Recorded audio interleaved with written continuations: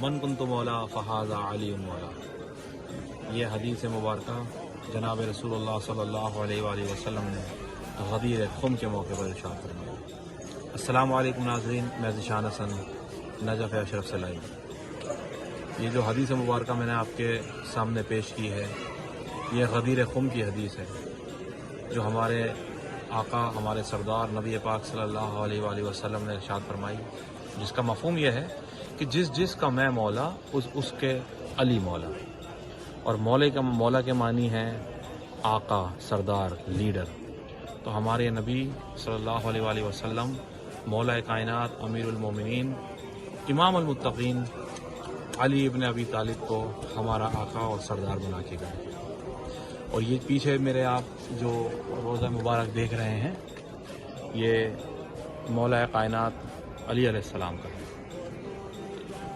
اور مولا کائنات امیر المومنین علی ابن ابی طالب کون ہیں؟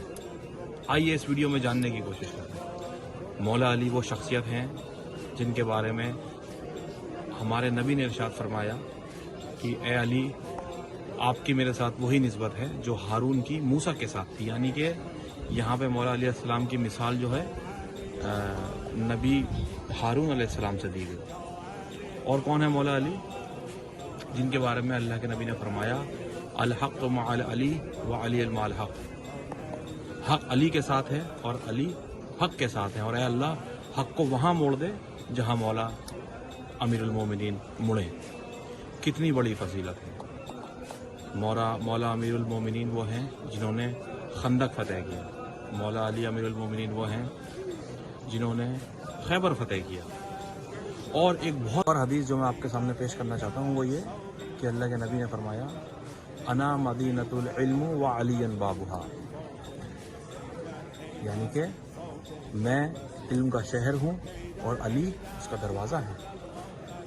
مولا علی نہ کہ صرف فاتح خیبر، فاتح خندق ہیں، بلکہ فاتح حنین بھی ہیں. بدر میں اور احد میں اللہ کے رسول کا ساتھ دینے والے ہیں. امیر المومنین ایک ایسی شخصیت ہیں جو احد میں جم کے جنہوں نے کفار کا مقابلہ کیا اور اللہ کے نبی کو تنہا نہیں چھوڑا. آج آپ کے سامنے اس ویڈیو میں آنے کا مقصد یہ ہے کہ ہم سب کو ہمیشہ سے الحمدللہ جتنے صحابہ اکرام ہیں ان کے فضیلتوں کے بارے میں بخوبی ہم جانتے ہیں اور بہت بتایا جاتا ہے. ہر ممبر سے ہمیں بتایا جاتا ہے.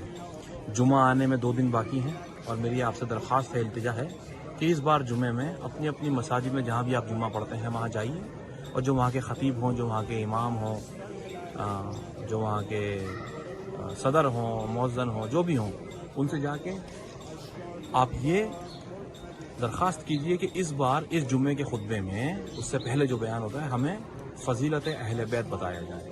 جیسا کہ آپ کو یاد ہوگا، اگر آپ نے میری ویڈیو کربلا سے دیکھی ہو تو میں نے اس میں ایک حدیث پڑھی تھی، انی تارک فیکم الثقلین کتاب اللہ و عطرۃ اہل بیت. ہمارا جو اسلام ہے، جو ہمارا دین ہے، وہ ہے کتاب اللہ، اللہ کی کتاب، اور اہل بیت کی پیروی، ان کی اتباع، ان سے مودت، جو کہ ہمارے نبی مولا علی اور ان کی آل ہے.